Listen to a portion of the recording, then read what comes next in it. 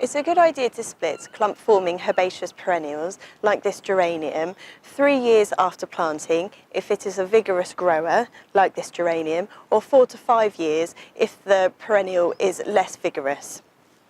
Splitting encourages new growth, keeping the plant looking healthy and vigorous.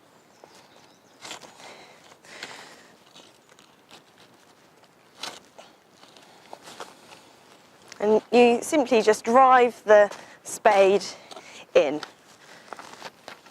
And you can take new material from the outskirts of the clump.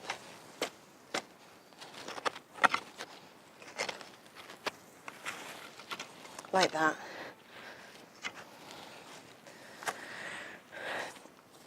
And here we are.